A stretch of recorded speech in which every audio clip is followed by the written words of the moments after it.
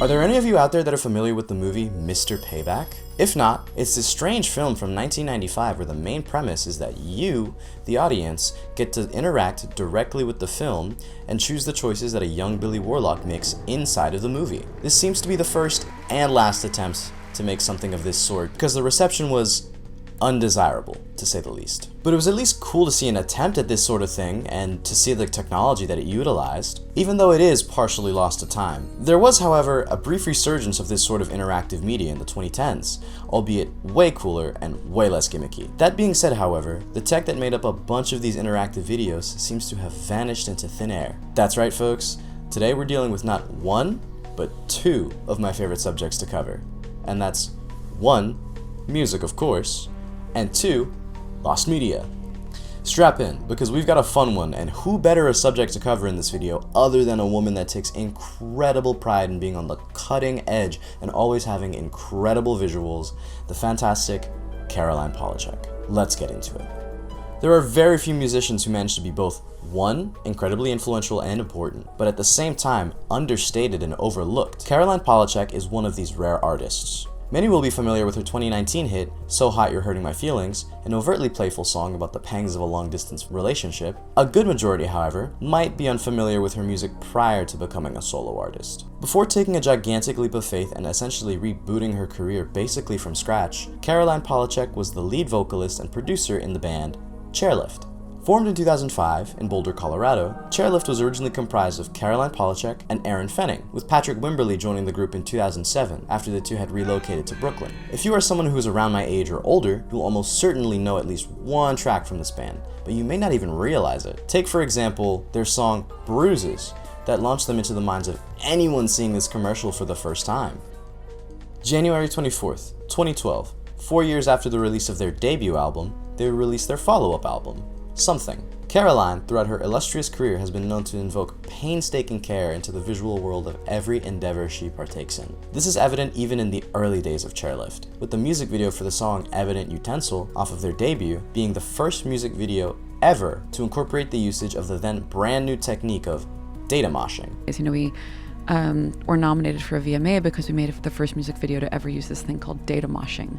Data moshing? It's this really cool technique where you in the way video information gets encoded, there's like pixel information and then there's movement information, right? The rate of change of pixel information. And you can separate those two layers of data and impose it on another piece of video, which means that you can make one piece of footage kind of move like another piece of footage in this really uncanny way. Yeah.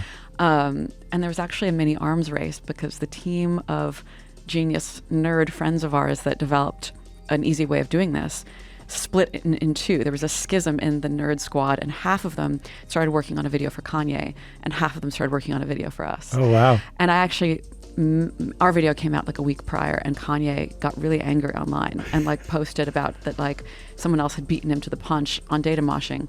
I met him like a year later at a party and introduced myself as Caroline from Chairlift, the other band that did the data moshing, and he like left the conversation immediately on this spot because he was still bitter about that. This same energy, of course, was carried into their sophomore album, with the album receiving 2 music video releases with the tracks Amnesia and Met Before, the latter of which will be our topic of discussion today.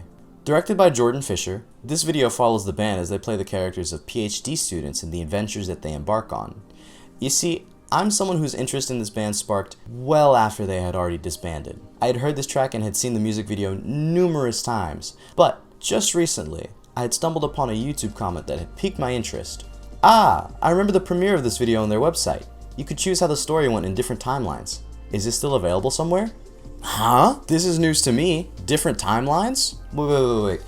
Now you've got my attention. So you're telling me that out there somewhere there exists an alternate version, or supposedly multiple alternate versions, of a music video I already love?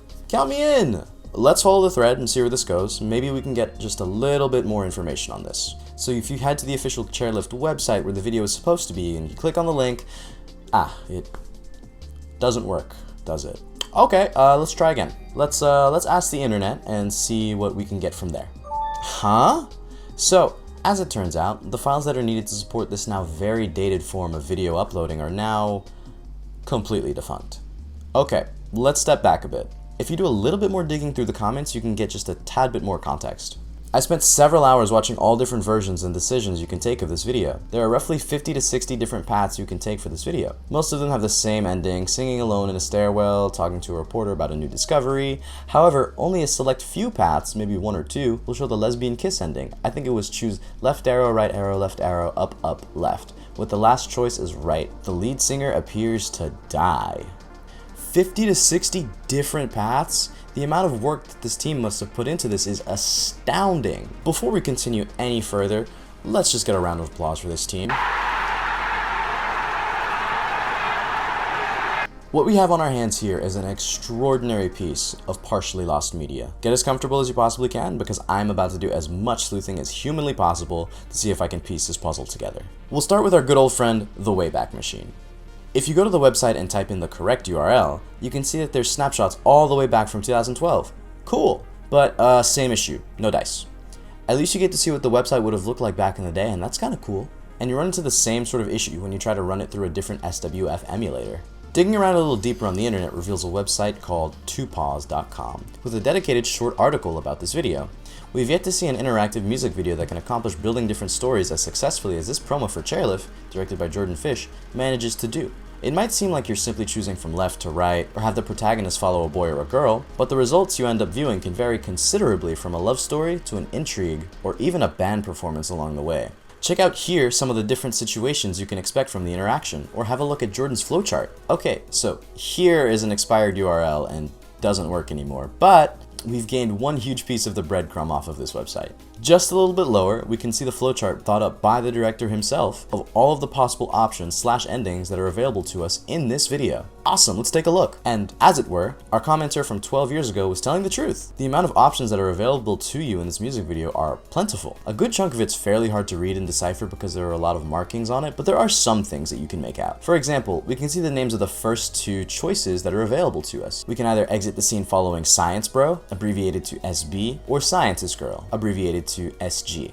Okay, so the music video that exists today on the Chairlift YouTube channel seems to be a compiled version of all the choices that you can take, put into one to give you a little glimpse into what the experience would have been like. So maybe I just haven't been searching correctly. There has to be at least one recorded version of an alternative ending or alternative music video, and as it turns out, there is one archive version readily available to us on YouTube. And this one seems to be the ending B7C, the timeline that follows Patrick through a psychedelic trip. This, of course, is linked down below for all of you to see in full if this interests you. And a huge thank you, of course, is necessary for the person that decided to record this many years ago. You are an absolute angel. So there we go, that's something, an actual recorded alternate ending. Let's see what else we can find. In an interview I dug up with the publication Fast Company, the team that worked on this video are given the opportunity to explain the process of how the idea came together. It's really fascinating stuff. The executive producer of the project, Ari Kushner, first found out about the possibility to make a video of this nature after discovering Interlude, the company that made big innovations in the field of interactive video. A quick Google search will lead you to this mysterious Interlude, now rebranded as Echo, and we find ourselves with another lead. And as it turns out, there is a link posted where you can see the original video. Great news, but bad news. When you click on the link, you're greeted with a video player that seems to stutter until infinity. But when you start to dig into the source code a little bit, you see that the video does in fact exist. It's just a server error that's blocking this video from playing correctly. Okay, with that now in mind, let's go ahead and see if we can't contact these guys and maybe get a response that'll kinda sorta lead us somewhere. Dear... Alright, that should lead us to at least somewhere. So, no response from Echo. That's fine. I kind of anticipated that happening. Luckily, we've got a few more avenues to explore on our search for what remains of this video. So, going back to that interview, there were a few important things that I took note of. The primary being the production company behind this video, Missing Pieces. If we cycle all the way back to the website where we found the original flowchart by the director, it links us to the Missing Pieces website, once again where the video would be hosted, but isn't there anymore. So I decided to take matters into my own hands and made a phone call. And to my surprise, I actually got a response. After a brief phone conversation and then a follow-up email about a video that's well over 10 years old, the very kind employee at Missing Pieces had told me that my request would be forwarded to somebody who may have an answer to my incredibly specific question. And would you guess what? Later that night, I received an email from none other than Director Jordan Fisher himself, with a fresh new trove of information. Hey Xander, message received about the interactive chairlift video I directed. I'd love to play it again too. Unfortunately, due to the technology involved in the history of the project, we would need to resurrect it piece by piece and figure out how to update it for modern platforms, as well as handle some IP considerations. I can't give you a time frame on this, but it's something I'm investigating and would really like to make happen at some point in the future. To which I replied ecstatically with something along the lines of, thank you, blah blah blah, is there any way we'd like to collaborate on a video, blah blah blah blah blah, thank you once again. To which, by the time of me filming this, I still do not have a reply to, but that's okay, that's okay. Mr. Jordan is a very busy man, but I'm still so overwhelmingly grateful that he even took the time out of his day to answer some guy's random question about this video. So, thank you very much, Jordan. Damn, so I guess that's my only true answer for right now. Not necessarily wanting to leave it at that, however, I scoured and scoured and scoured. Wait, this is really recent, what is this? And to my amazement, another alternative ending has been posted to YouTube only 9 months ago. Let's go check it out. In this one we get to see a good bit of new footage because we are following Scientist Girl here, and this recording still has the original choice-making markers embedded into the video. So far, this is the closest we've gotten to seeing a semblance of what the original video would have looked like back in 2012.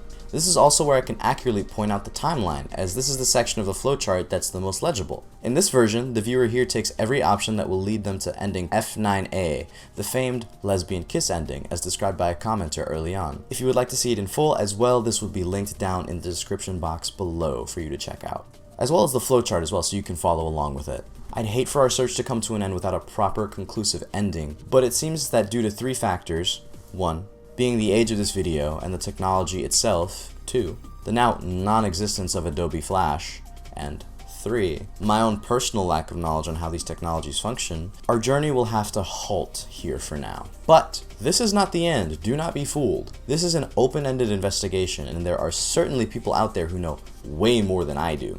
So, if you are someone who remembers interacting with this video, or if you know a bit more about this tech or how it functions, please interact with this video. Please leave a comment. I would love to have any discussions with you guys. Any and all insights will be graciously appreciated. Not only because I'd be sick as hell, but it's also an important part of internet history that I think deserves to be preserved, at least in a little bit of a way. And it's a reminder of an era where tech and innovation seemed new and fun rather than predatory and completely tacky. Anyways, that's all I've got for you. I apologize if this ending is a little bit inconclusive, but I won't leave you with absolutely nothing. If this technology does interest you, I've left a link in the description for a video that is fully interactive that's been restored from back in the day and that's managed to stand the test of time. So you can absolutely go check that out if that interests you, because if all goes well, there will be a part 2 to this video. That's it. Thank you guys so much for watching as always, and peace out. I promise you won't have to wait another 6 or 7 months for another video. Thank you for sticking around. Bye, I've been Rich Mom. Peace.